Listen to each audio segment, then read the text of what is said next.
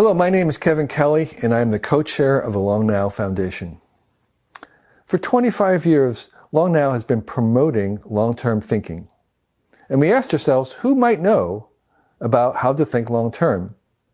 And we looked around and realized that some of the longest-lived companies and other institutions on this planet may have something to say about thinking long-term. Alexander Rose, the executive director of the Long Now, was employee number 1. And for 25 years, Alexander has been thinking about this question. Recently, Alexander launched the Organizational Continuity Project to investigate this premise in a systematic way. Even though the project has just launched and we're just beginning, already the question is really productive and is prompting new insights. This evening, Alexander will report on the genesis of that project, its framework, and what we might expect in the future. I think this is a very exciting work, and at the core of the Long Now Foundation's own premise to foster long-term thinking. I look forward to it, and I really welcome Alexander. Hello. I'm Alexander Rose, the Executive Director here at the Long Now Foundation. And today I'm going to be talking to you about a new research project that we've been working on called the Organizational Continuity Project. And the goal is really to start to understand some of the reasons behind the longest lived organizations in terms of how they've lasted, why they've lasted, and if there's any portable lessons that we might learn as an institution that ourselves wants to become a multi-century, multi-millennial organization. The Long Now Foundation was started almost 25 years ago, really to be the seed of a very long-term institution that could survive alongside some of our more iconic projects, like the 10,000-year clock that's currently under construction, or our language projects like the Rosetta Disk. And each of these projects will have hopefully a multi-thousand-year component. And we want an institution that can both help contextualize that in civilization, as well as maintain it, and really help maintain the information and knowledge of civilization as it moves through centuries and millennia.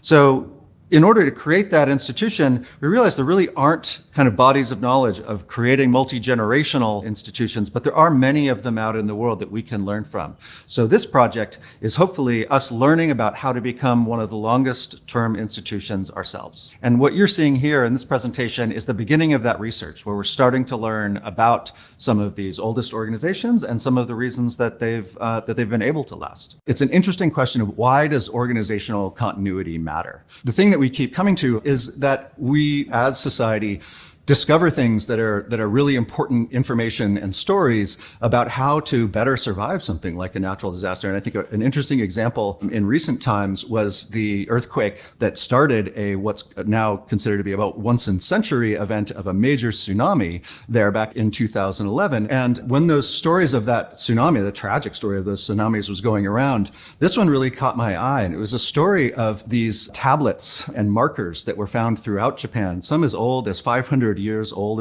or more, reading things like, "High dwellings are the peace and harmony of our descendants. Remember the calamity of the great tsunamis. Do not build homes below this point." And tragically, many homes were built below this point. Many homes and property damage and lives were lost, and the Fukushima nuclear plant damaged. All of these things because they weren't listening and didn't have the organizational continuity, even in a country that is famous for some of the best organizational continuity and maintenance in the world, such as Japan. And we're now living through one of the great examples of why organizational continuity might matter. It's this global pandemic that was 100% predicted and known event was going to happen. We have, within our own written history, many indications of it. We even had institutions that tried to prepare for this, but actually the governments didn't listen to those. And now we have this tragic response to, an event that really could have been solved better by having better organizational continuity. So this problem is not an esoteric one. It's one that really has real world consequences. And, we don't want to find ourselves, just a generation from now, or, 10 years from now, looking at, down the barrel of something like an asteroid impact, again, 100% predictable event that we know is going to cause loss of life, damage to infrastructure, could cause a total extinction level event, where for the first time, we're a spacefaring species that can both predict these events and stop them, but only if we're well prepared and we have the organizational continuity within our governments, our private institutions, and our science community in order to solve these types of large problems. So, what are some of the world's oldest institutions? One of the oldest companies that we know of is a temple construction company called Kongo-gumi, which was started at the end of the 6th century at least, and is still operating today. Now, I believe it's been subsumed by a larger construction conglomerate, but they're still building temples and still largely the same kind of operations and staff. One of the oldest hotels in the world, also in Japan, the Nishiyama Onsen Keiunkan, kind of a Japanese homestay, still in operation today. One of the oldest restaurants in the world, built in a little after 800 AD, is the Stiftskeller St. Peter Hotel and Restaurant. One of the oldest wineries that we know of in the world, interestingly, is the Staffelterhof winery in Germany, built in 862, as far as we know. Some of the other types of businesses and operations that we start to see over a millennia ago that are still in operation are bars and pubs. So Sean's Bar in Ireland is said to have been built in 900 AD. The other thing that we start to see in the 11th century is the invention and proliferation of universities. So we have things like the University of Bologna, and soon afterwards the University of Oxford, and then many of the other universities in the UK and other parts of Europe really start to proliferate. More recently, we are seeing some more commodity type things like the Poland salt mines in Weliska, starting in the 13th century, and then even paper companies like the Stora Enso Finnish paper company in 1288. But you'll notice that not only are many of the oldest organizations in the world in certain areas like Japan and old world Europe, but also they tend to be a ton of breweries, winemakers, confectionaries, in some cases hotels, organizations that serve basic human needs. One of the other things that you start to see when you look at aggregates of companies that, for instance, last for more than 200 years, a huge majority are in Japan. So this idea that location matters, even though Japan has risen and fallen and had lost wars, their basic system of government and culture has lasted over time. And the other places like old world Europe and Germany and Holland and France are some of the other places that we see some of the longest lived institutions. And so the other thing that you start to see is that 90% of the companies that are over 200 years old also have less than 300 employees. Now, if you look at more modern companies, like the Fortune 500 companies, another very interesting thing starts to appear. One is that they're kind of financial service companies. There's kind of universal services that people have needed over the past few centuries. But if you also look at how long companies are lasting on the Fortune 500 list, it used to be in 1950 that all the companies on the Fortune 500 list averaged at about 61 years old. If you look at that data now, that's actually less than 18 years that these companies are surviving. So these are not mega companies. They're not the largest companies or organizations in the world. They're the ones that have figured out a niche and a market size and a size of their company that can last over centuries at a time. The thing that comes out of this data, if your only goal is growth, especially as a company, it's very difficult for you to last for a long time. You kind of outgrow all of your resources and all of your customers. Of the 1,000 companies that we know of that are over 300 years old, as I mentioned, there's a huge section of this is in the alcohol industry by a lot, the hotel industry and restaurant and food service industry, all of which are kind of, in a way, kind of the same market. And then as you get down into this, you start to find things like pharmaceutical companies, financial companies. You also find things like libraries and universities. So I think libraries are very interesting because they are the place where civilization stores its information to help it understand problems of the past, solutions for the future, and they are the memory institution of our cultures. And if you look at some of the oldest libraries in the world that are no longer in operation, they're all largely in the Middle East. But because of the historical turns of the world, we lost many of those cities and libraries. And those libraries go back as far as almost 4,500 years in some cases. You look at the libraries that are still in operation, and that whole center has moved to Europe. And that's because the organizational continuity within Europe survived a lot of those wars. And so we still have that information. We're able to access it. We tend to have those languages more than we have the languages of those ancient libraries. Some of the other oldest institutions that we have in the world are universities, the oldest of which, or at least one of the oldest, is the University at Bologna, Italy. It was started in the 11th century. I think what's interesting about these is that they have this property of a new influx of students every single year. And that cycle of students, this brings new energy into the institution, but it also means that that institution has to make itself relevant to a different set of people every single year. So the universities that have lasted have done a very good job of this. Their commodity is this universal one of education, but the way that they do it has to be remarketed to every single year of student that they have. That's helped them last for a long time, but it's also helped remind the institution why it matters, why it's relevant. What are some of the other ways that things have lasted for a very long time? One is to have taken a very long time to have been built. And we've mentioned religion before here as one of the longest lasting institutions in the world, but one of their structures that they create are cathedrals. And cathedrals have this interesting property is that many of them took decades, if not centuries, to build. And one of the oldest ones, the cathedral at Cologne, Germany, was started in 1248. It took 600 years to build this cathedral. The most dangerous time you find is for something to last is really just a generation or two after it was first built or founded. And that's because it's the institution or the cathedral of the last generation, and it's no longer in fashion. Often people find a different use for that property. But if you take, let's say, 600 years to build it, by the time you're done, it's already has a different type of value to civilization. It's a thing that has value for its antiquity and its cultural kind of knowledge and relevance. And we see this now with even modern cathedrals that aren't even done. So the Sagrada Familia Cathedral in Barcelona was begun in 1882. We're now almost 140 years into its construction progress, and it's not done, but it's already a UNESCO World Heritage Site. And there's probably few examples of this in the world, but if it lasts long enough, even in its build process, it can become valuable to a civilization, and that civilization can then help it last. In fact, the tickets that get sold to come into this thing are really the way that it's being funded to get completed. In Japan, we also find things like the oldest continuously standing wooden structures. These temples at Nara, Japan, were started in 607 AD, and they have survived all kinds of influxes of government and other societies and even other religions to this day, really because of slow, careful maintenance. The roofs were kept intact. The main timbers are still the main timbers, but they've replaced little bits and pieces of the outsides over time, and they've allowed them to last. And they, in turn, have helped the institution last over the same kind of time frame.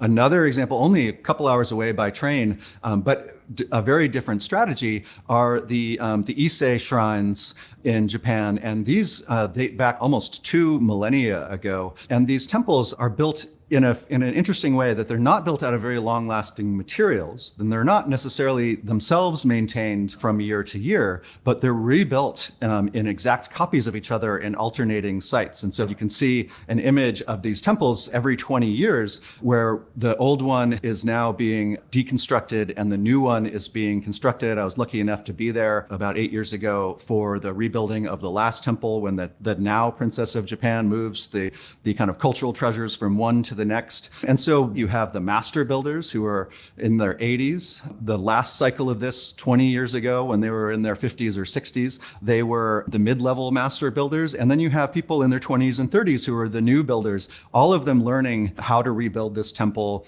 And in turn, I think helping that cultural institution last itself by reminding that cultural institution of the reasons it exists and all of the rites and rituals that go along with that. If we get out of the institution category and look for some examples in other areas, we start to see communities of practice, for instance. We have evidence of martial arts being documented back as far as 5,000 years. And that these communities of practice are not necessarily formal organizations, but they do have a storytelling tradition, again, from master to apprentice, that has kept that information around for a very long period of time. So one of the things that you have to look at if you're trying to build an institution or organization that's going to last for hundreds or even thousands of years is really some of the larger demographic trends. And I think often when we look at things like population growth, which are closely tied in a lot of ways to how kind of growth economics and how institutions are judged on growth, is that when you look at just the next 30 or 40 years, you have this, asymptotic kind of hockey stick graph going off into trillions of people, which, obviously this world isn't going to support. And we're going to have limiting factors of resources and things like that are going to start to bring population down. In fact, when you look at some of the projections around population, they all start coming down around the next 50 years. And, in nature, we see this all the time, where you have a top level predator, their population goes up as their amount of prey goes up, and then as they eat those resources, then the predator population falls along with the prey population. And so we're clearly going to be going through some cycles like this. So how can we build new institutions and organizations that are just as good at living in a world of less people in markets that are smaller and really be able to shrink but not totally die off? And so when you look at these small hotels or breweries, or even smaller commodity companies, the ones that are going to survive and that have already survived famines and volcanic eruptions and huge changes in market and wars and all of these things, they've all found a way to survive those.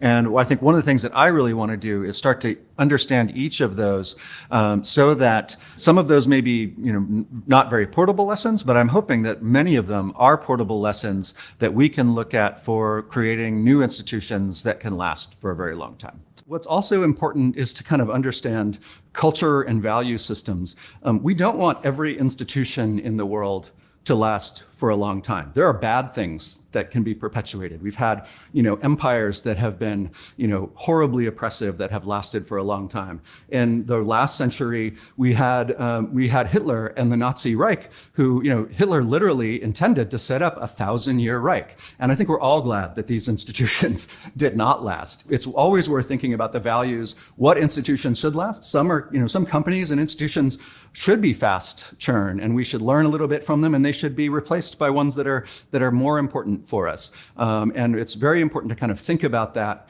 as we're trying to think about how to build some of the longest lived institutions. So in nature, we have some examples of ways that organisms last for very long periods of time. There's clonal species, such as the manzanita bushes or aspen tree groves. These are species where the individuals themselves die out, but their DNA is replicated through root structures of them being continuously reborn. And these can slowly adapt to things like climate and move up a hillside or down a hillside to help its climate, so they're not fixed to a very specific location, but have a chance to kind of move around a little bit and respond to climate and change. And also if, an animal or a human cuts down one of them, they have this chance to live on as at least their kind of basic DNA programming code. And these can last for longer than 10,000 years. I think they have some of these that they suspect are over 40,000 years old. And the last example is one of my favorites. It's a single individual organism that can last for as long as 5,000 years.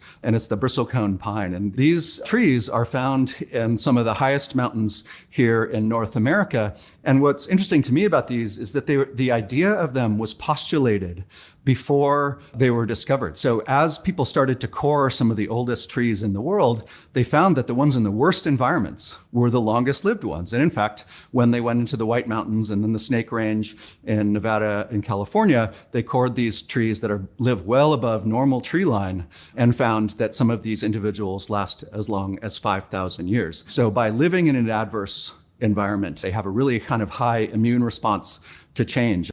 So one of the things that does keep coming up in my research is that there seems to be often in some of these oldest companies and organizations a person who tells the stories and connects the generation to generation within companies and organizations. In some places that's highly cultivated, like the temples in Japan, but in some places it's very informal, and sometimes it's a parent of a founder, or even in some cases like a janitor who's been there for decades and tells the stories of how certain things survived in the past. And sometimes they're the person that remembers the last plague or the last war and can remind current management what they did during that time in order to weather it. Or if the management is, let's say, proposing a new project, this person might remind them, oh, you know what, we tried that and it really didn't work. And maybe it could work now with new tools and a new time, but here's why it didn't work then. And so many of these institutions kind of have this person. And I think one of the places that I found that it's interestingly, very formalized is in some of the cathedrals in Europe, like Salisbury Cathedral, which has been around for over 800 years. And they have a person there whose title is called the Keeper of the Fabric, which is kind of my favorite title for these type of people. They have, roles of keeping track of the finances and basic administrative tasks, but they also have this role of really kind of bridging generational conversations. And in fact, I think what's interesting about the Salisbury Cathedral is that the oldest continuously operating clock is the tower clock that's in that cathedral. And that Keeper of the Fabric's one of their jobs is to help make sure these things are maintained between some of the wars and difficult financial times or technical failures that it has to recover from. We might imagine how keepers of the fabric could be cultivated in the institutions that we have in the world to help them last. These keepers of the fabric can, in some cases, mean the difference between life and death. An amazing counterexample to the very first one I started this talk with are the Sentinelese tribes of the Andaman Islands in the Indian Ocean. And these tribes are small, a few thousand people, but they have had these kind of keepers of the fabric to tell oral traditional stories over as many as, I think, what we now know to be about 60,000 years. Their island was heavily affected by the 2004 tsunami off the coast of Indonesia that wiped out, huge chunks of modern culture. And when the anthropologist arrived at this largely fishing kind of sustenance village, assuming that it was going to be wiped out in these islands, they found them totally intact. And they asked them, how did you survive this tsunami? And they said, this is a tribe that's been on these islands for over 60,000 years, an African diaspora tribe for 60,000 years. And they have a totally oral storytelling tradition that's helped along by shamans and chiefs and storytellers within their communities that said when the water recedes, just like it does in a normal wave cycle, that it's always going to come back in at least an equal amount. And so when they saw the water receding during the antecedent to the last tsunami, they ran for the hills. Whereas you saw people in modern day Bangladesh and Indonesia standing on the beach with cell phones, filming the water going out, not thinking that it was going to have this reciprocal effect. So it was this very old knowledge, these keepers of the fabric that helped save life, save property, save culture over time. And I think the question is, who are the keepers of our fabric? I think, private organizations and religions, interestingly, kind of have these more than others. I think, a lot of our cultural institutions like libraries and museums are kind of hit and miss on this. Governments generally are pretty bad at this, but we can imagine that, we certainly want government data like birth and death records, government data from, the World Health Organization from this pandemic to the next. We want that information to survive. I think the last example I'll give is of a good example and the story of kind of a hero of the keeper of the fabric who was unappreciated in his time in another city in Japan. And it was a 10-term mayor in this city who was dead long before the last big tsunami. And he actually pulled together government resources and funding to build this, actually fairly ugly, massive 51-foot seawall pretty high up in a city that's pretty far away from the ocean, much further away than other ones were. And he was ridiculed and told that, that this was a waste of money and that it didn't look good. And this seawall was closed just in time to save the city from the last tsunami, well, as cities all around it who had only built, seawalls that were 30 feet tall, were wiped out. In fact, the seawalls basically helped keep the water in once the water came over them. And it was because this mayor had cultural memory from the stories that were told to him by his elders, and he kept it relevant. He had enough power within government and respect and length in government to build something that nobody else would ever have the kind of cultural power and social power and economic power to do. So we can all, I think, take these examples and try and figure out what institutions we want to last for a long time, what is the type of information that we want to last for a long time, and who are we going to have within these institutions, and how are we going to empower them to be the keepers of the fabric, to make sure that we survive the kind of the difficulties of the calamities that we might live through, and more than that, really thrive and have a civilization that can last in the next 10,000 years, hopefully better than we have in the last 10,000 years. So with that, thank you so much. Again, this is the beginning of research in this area. I hope to come back and report back, especially as I start talking to many more individuals in these institutions about what else I'm learning, the much more portable lessons of these institutions and how they might help the institutions that are important to us going forward. So thank you so much for having me. That was quite an impressive talk, especially since you're just beginning. So now I want to welcome Xander, who is joining us virtually to ask some questions. Xander? Thank you so much for having me. This is great. I am so impressed about how much you've already learned when you say you're just starting. It will be amazing what you can do once you begin to actually dive into this and do some real research. But already there was tons of stuff that was new to me. One of the things that I was really curious is, did you find anyone else asking this question? It seems now in retrospect, almost an obvious question to ask, but has there been very much other research like this, or anyone else going around asking this question?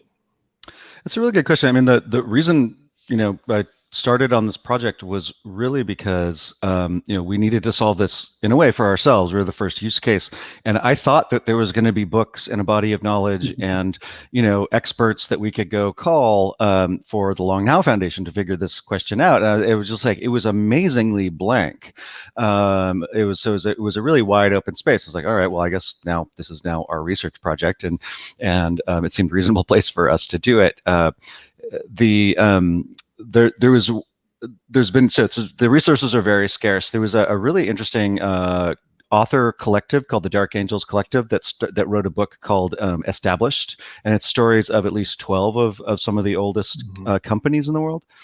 And there's certainly these lists that I've been concatenating of both regular organizations and companies that to kind of figure out which ones are there, but it's very interesting when you have to then contact them, and even the modern management of a lot of these organizations and companies, they don't have a lot of introspection around how that's worked.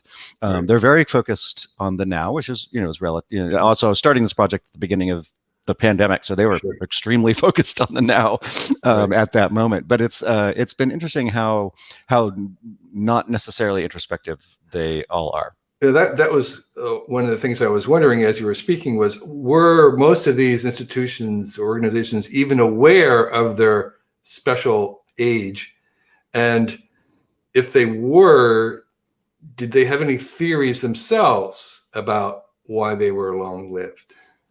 Well, I think it varies a lot, and I don't want to generalize too broadly, especially after not talking to tons of them. But anecdotally, from the beginning of this, certainly they all kind of really old organizations are often they kind of brag about how old they are, and that's part of their kind of story, but and their internal organizational mythos.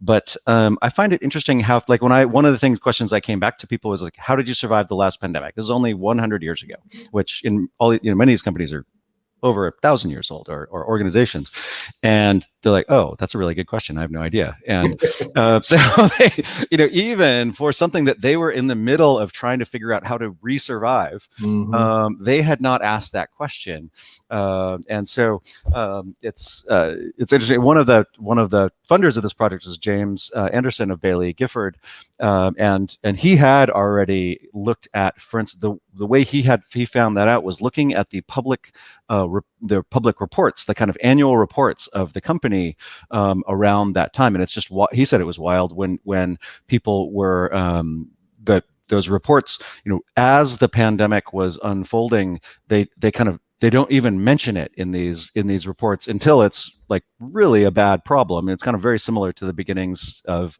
this one. So it was interesting that it was very similar problems that were being repeated very, very in real time.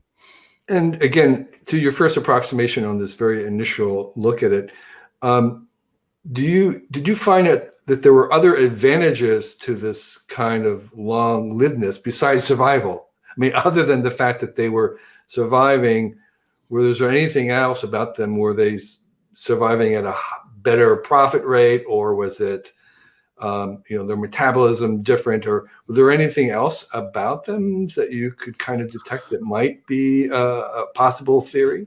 Well, there seems to very much be an internal culture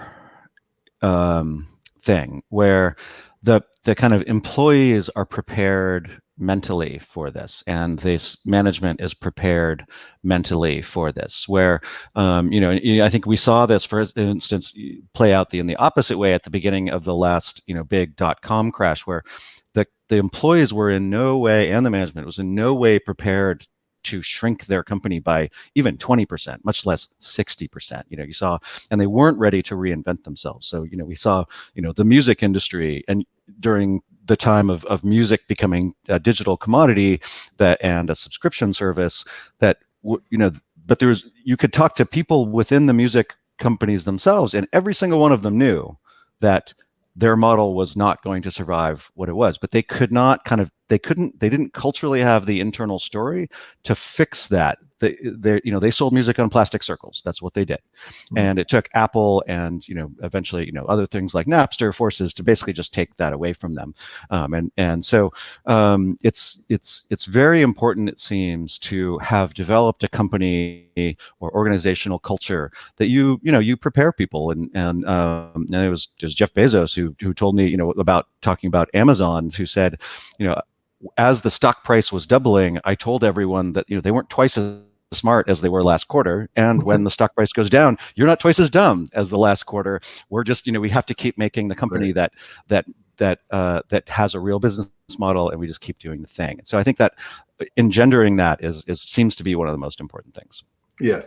So I want to bring in another questioner.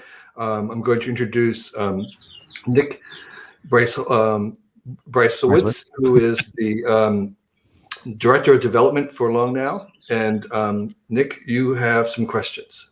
Yeah, thanks so much, Kevin and Xander. This was a fantastic talk. I've been looking forward to this for a while because it's such relevant research to so many different institutions. You had already mentioned that James Anderson with Bailey Gifford had, proudly supported the work that you're working on, as has the Ethereum Foundation. And I just think there's a broad application for the kinds of ideas you're running into. I'm curious about this idea of continuity as memory. And then memory kind of is something that's permanent. But I'm wondering if you've run into situations where the continuity of an organization or the continuity of a practice has been served by a kind of selective forgetting. If there are instances you've run into where people have decided what to leave behind because circumstances have changed or because their goals have changed. So have you run into anybody who's deciding, how do we decide what to remember and what to forget? Well, I think it is really interesting. that question of like how, but I think it's maybe different than you phrase the question from what I've seen, is that you don't want the people that are running your organization so hung up on the way things have been done in the past that they can't welcome in another generation usefully, that they can't listen to the fact that there are new tools, there are new markets, there are new situations in the world that is possible for a company to retry an idea they might have tried 100 years ago, 1,000 years ago, in a new environment with new tools. And so if they can't do that, I think that's almost as problematic as not having those stories to tell themselves. So finding the way to be able to have at least, it seems, about 3 generations within an organization that's talking to itself and each other in a productive way that knows how to discern that. You don't want a generation basically saying, oh, if even a current generation, if they have seen how that organization or even other organizations maybe have failed at something over and over and over again, they might not try the new thing. And so how do you temper that information in a way that says, all right, well, maybe we're different now, and it's worth trying. So I think that seems to be an interesting question of how best any organization can listen to its youngest members to find some of the kind of new energy of the world, the new things that might be happening in the world, the middle generation to interpret that, and the oldest generation to be giving some of that wisdom, and put those things together in a way that doesn't hamper the organization, but also helps it answer those questions going forward. That's a great idea. The multi-generationality of a continuous organization is probably one of the cooler aspects of getting people to kind of pass the baton back and forth across time. We were talking earlier about continuity as memory, but I'm also really interested in this idea of continuity in an aspirational sense. So there are certain things that take a week for us to do, and there are certain things that might take a century for people to do, or 2 centuries. And if you want to do something on a time scale that exceeds the human lifespan, you're going to need something like a long-lived institution to coordinate people across generations. But as we all kind of know, institutions can end up in a spot where they're in the business of just staying in business. So if you were setting out for something that was going to take 250 years, have you run into organizations that have baked into their culture or baked into their governance structure a way to adhere to the original idea of this is going to take 250 years, and there's a wind-up procedure? I'm thinking about the examples, things like these breweries, brasseries, hotels, hot springs. They kind of exist indefinitely, but then I think of things like cathedrals, and there has to be some kind of a limit to that organization. If you run into a whole suite of organizations that have kind of a finite ending point? That's an interesting question. I think, there's certainly some types of projects that people assume to only take a certain amount of time, but companies and organizations, they kind of think that they are going to be around, at least nobody wants to design a job that they're going to be out of. And so in some way, many organizations and companies, more than anything, are actually just they're perpetuation machines. Because everybody in the org is very interested in them perpetuating. I think certainly we've seen, there was very famously Benjamin Franklin created the Benjamin Franklin Trust that was supposed to invest. It was actually a reasonably small amount of money at the time and pay itself out, I think, over 200 years totally, or half at 100 years and half at 200 years, to both the cities of Philadelphia and Boston. And then also famously, it was that organization that managed that then has now perpetuated the Benjamin Franklin Trust and has ignored those original words. But certainly we've seen certain philanthropies that were designed to be paid out and cancel themselves out. And I think when that's done within the living space of the person who started it, they seem to actually do that.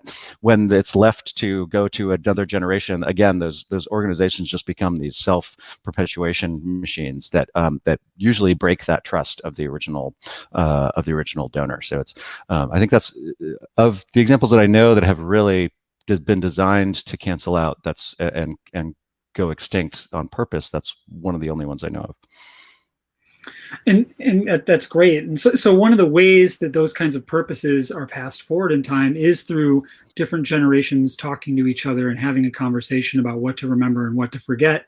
But we also have this ability to use texts and to use records across long periods of time to try and understand what people from past instances of an institution were thinking or wanted, or what their intentions might have been like. And I understand that you actually have had a chance to check out a number of different archives, because of course Long Now is involved in some very special archiving projects. But then specifically, I'm thinking of a long-lived organization like the Catholic Church. Have you been able to talk to them at all about how they maintain a continuous thread going all the way back through their history? Well, I was very lucky enough to visit the Vatican archives at one point, and the interesting, so I don't have a broad story from all levels of the Vatican, but at least from the Vatican archives, I thought it was really interesting. I mean, the Catholic Church is famously one of the oldest currently extant organizations on the planet at about 2,000 years almost. And the thing that and the Vatican archives themselves are amazing in their own right. But when I was getting the tour, I walked by this one room that had all these really thin drawers in it, and there was all these guys in like these little white suits picking things out of the drawers. And it was actually, the Vatican was in the process of closing down for Easter Mass, which is a rare moment that the main basilica is closed. And so all these guys were picking out tiles for maintaining the mosaics of St. Peter's Basilica. And it turns out that over 500 years ago, when they commissioned the mosaics, they also commissioned the artists to do overruns. And famously, the artists in the records of that complained that they had to do overruns of all these colored tiles. And they're like, why do we'll just do it whenever you want it. And they're like, no, we want them on hand. And so for over 500 years, they've been able to grab these tiles and repair. And sure enough, as we were walking out of St. Peter's Basilica, they had erected all these scaffolds and were replacing all of these tiles in the mosaics. So not necessarily textual records, but these kind of physical records that this organization had thought hundreds of years in advance to basically to solve what would be a totally unsolvable problem, or at least a very difficult to solve problem, that it was very easy for them to, in a way, ask for that at the beginning, as long as they had the continuity of the organization to, keep them in the drawer, label the drawer properly, and remember it, 500 years in advance. So I think it was a great example of that. So thanks, Nick. Those are some great questions. And we want to move now to take some questions from the audience. Stuart Brennan is off to the side, sorting those questions on YouTube or Facebook or it is in the video here if you have questions. One of the first ones he has pertains to what Nick was just saying. It's from Sci-Fi Action on YouTube. And the question would be, in these long-term institutions, are there any that can maintain innovation while they're trying to not just be a perpetual survival machine, but are you aware of any that continue to innovate at the same time? I think certainly, I mentioned one of the examples I mentioned was universities. I think universities, clearly have at least whole parts of them that are always innovating. I think their basic model and their basic need that they're serving is education. But they, the great research universities of the world are totally innovating a lot. I think that in the cases of probably financial institutions is another place where, the oldest financial institutions have to stay at the forefront of financial products. And I think maybe some of the cases where some of the oldest ones where they might have probably survived some of these big financial shocks by at least tempering, all right, we're going to get into structured, leveraged lending around real estate, and then maybe had suffered a very bad problem in 2008, but had enough of their business tempered to not have gone out of business because of that. And so I think there's always a place where you should be. I think any organization should be innovating. I think when you're talking about the world's oldest hotels in Japan or Europe, they probably don't have a ton to innovate. They're, in a way, that actually by serving people the same way for generations is really what they're doing. I mean, I'm sure they've built a website at this point for a large consent, but that's there's something about advertising themselves maybe, but they in a way they're advertising that they have not changed for a long time. So I think there's definitely a spectrum of that. Their business is serving that which doesn't change, and so that's part of the reason why they haven't changed. So Stuart himself had a good question, which was, in this research, Was there anything that surprised you that maybe you were not expecting when you set out? Well, I mean, I mentioned it towards the end, which is this keeper of the fabric role. I think what was so surprising was how informal that role is in so many institutions. And I brought up the ones where it is formalized, like in Japan, temple building or cathedrals. But I think it's so funny where you're talking to the CEO or the lead of an organization now, and they're like, well, it's actually this guy who doesn't even work for us, but he comes in and tells stories, periodically at at company-wide things he worked for us a long time ago, and so they all regard this person with very highly as an important person for their organization, but that's not even within their organization, and it's not formalized. And so I think it's a very interesting lesson for any organization. Like, how do you formalize this, at least in a way where maybe you just give them an honorific that they kind of feel the importance of that storytelling part. And really the oldest thing we have for conveying knowledge is storytelling, and so it's the thing that we know can and will last for a very long time. But how we tell those stories within organizations, I think, is an interesting question. Right, and it seems like most of what you've seen so far has been kind of oral transmission rather than anybody kind of writing it down, except for maybe those stones in Japan. So that oral tradition, but maybe what we're looking for is a different mechanisms besides an oral transmission. Yeah, and I think the other interesting thing that I have found that is kind of surprising is that when you go and you look up the official history of some of these organizations, because they all kind of, on their website or somehow, they're bragging about how long they've been around. They have this very official history that really is very bad at telling the bad stories, which are really the stories that you need to understand to have an organization last. Like, I don't want to know how that organization survived the pandemic 100 years ago. I want to know how they survived the plague, 600 years ago. And these are the stories I want to know. And they basically just gloss right over it. And they're like, well, this is, here's how we did all these things great. And clearly those were problems for these organizations, and their lessons are valuable. They're either not documented, even their formal internal. Some companies have informal internal historians, but you ask them that question, like, oh well, let's see if we can look this up, and they tend to not be well recorded times. I think mostly because they're scrambling during those times. It's the most difficult time to take time to make records. And when they're coming out of them, they're really thinking forward, not thinking backward.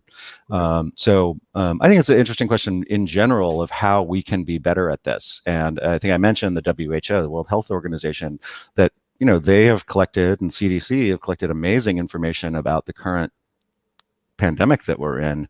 But how is that being preserved for the next one that could be 100 or more years out? I don't know. So Chris Peel, another audience member, suggests a question of wondering whether there are things like tax incentives or other kinds of structures that might be implemented by the government to encourage generally these kinds of long-lived institutions. And maybe you have a 40-year investment that is paying off in 100 years, or other means in which governments. Have you seen at the government level any kind of encouragement anywhere in the world, maybe even Japan, where they incentivize a long-lived institution? That's an interesting question. I mean, I to be honest, I have not looked that much at tax code. Certainly it seems that in places like the United States that we tend to really deal with big problems more as an insurance model, that we kind of assume that we're going to wait for the problems and we're going to solve it with insurance. In Europe, a little bit different. Holland famously, really is building infrastructure for literally 10,000-year events around flooding, where in the United States we just kind of let the flood happen and then hope that insurance companies will solve it. So there's certainly that, and we certainly see some financial instruments like the 99-year agreements in Hong Kong or Panama Canal. And I think maybe the only thing I could imagine in the tax structure that I know of is countries that incentivize having children, and incentivize education. But the money that you might spend on education, and the United States does this to some extent, at least with the education side. In Europe, much more around actually having children, because as I mentioned, most of the industrialized world is now below replacement value and causing very interesting kind of economic problems when there's no children adding into the economy.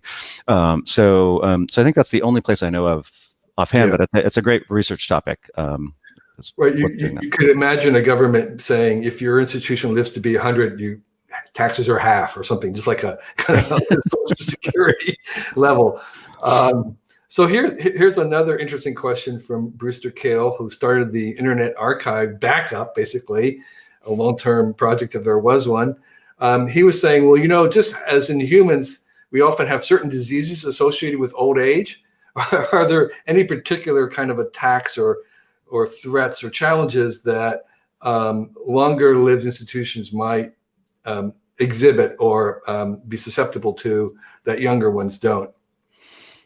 That's a really interesting question. I mean, I think that often, at least the little bit that I know, maybe more anecdotally at this point than I will hopefully later in this project, but is this problem of how the youngest generation can talk to the oldest generation and vice versa. So how both wisdom can go down and new knowledge can go up seem to be where things fail.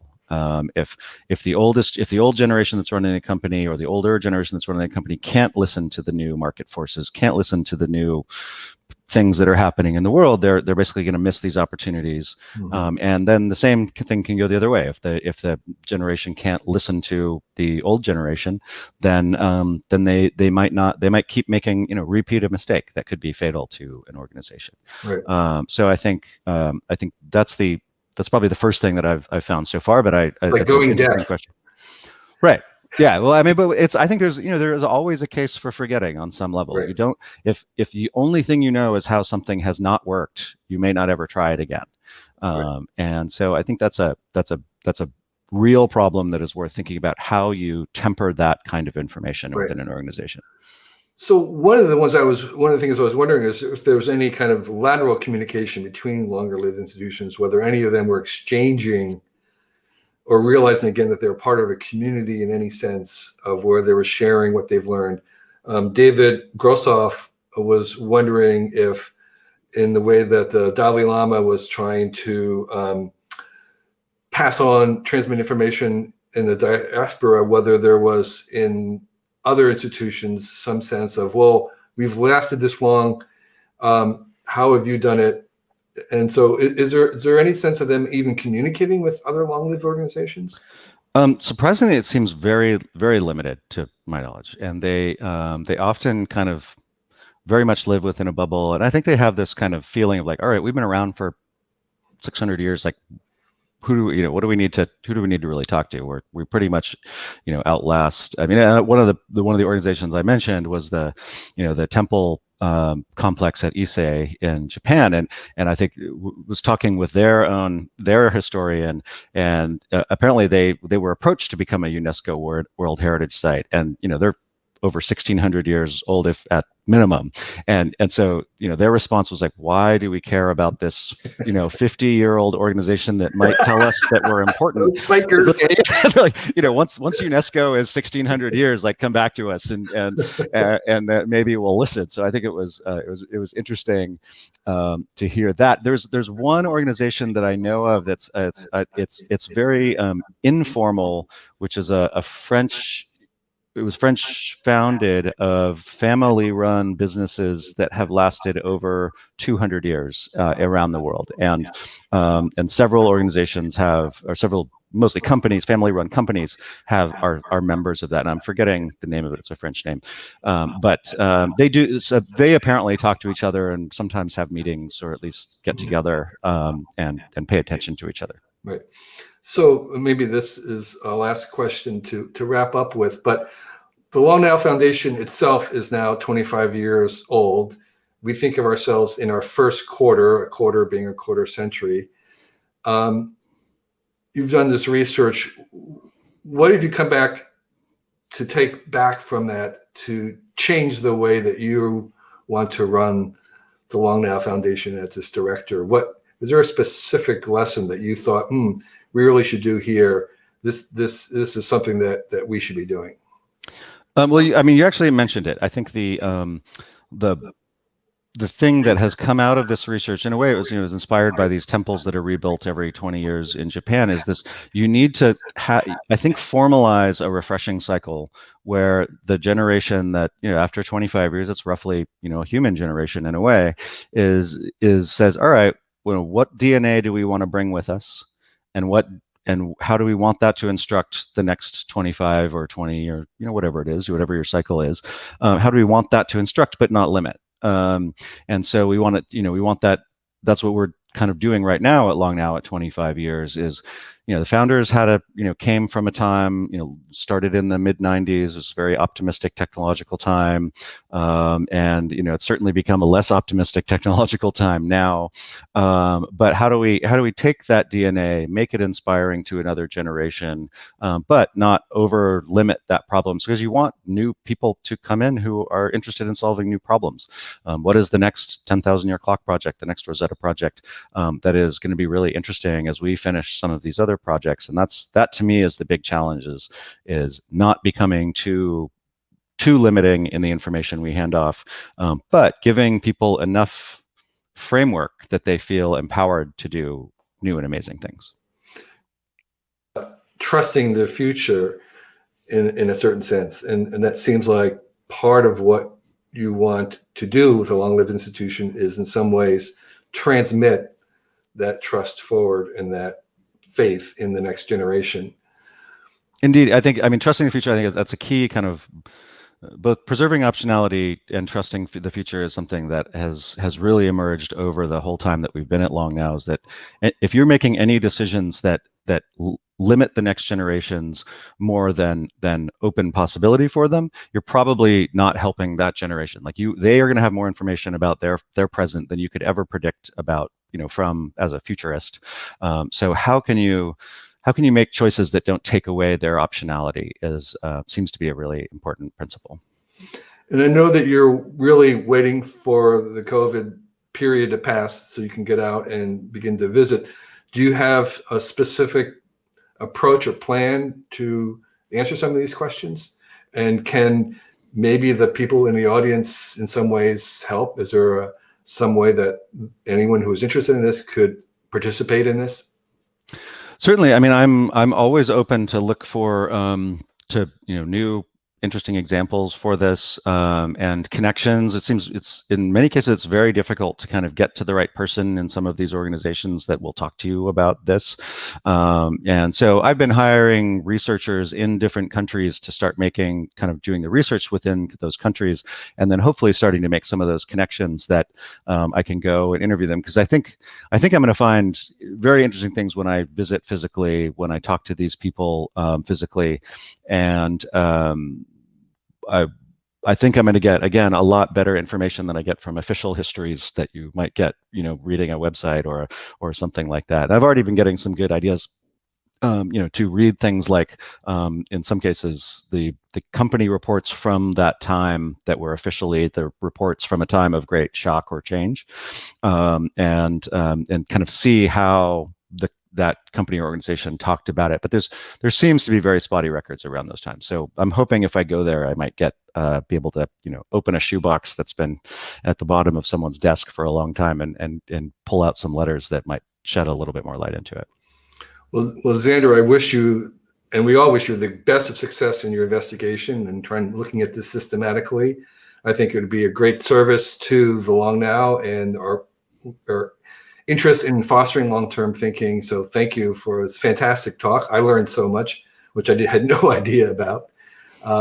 We really appreciate your being here. Thank you so much. Well, it was great to be on the other side of the chair for one of these talks, and thank you for hosting. And looking forward to some of the future talks at Long Now. It was fun to present here. And I thank members and other audience who are joining us for this talk of thinking long-term. And we hope that you can join us in another seminar for long-term thinking. Thank you.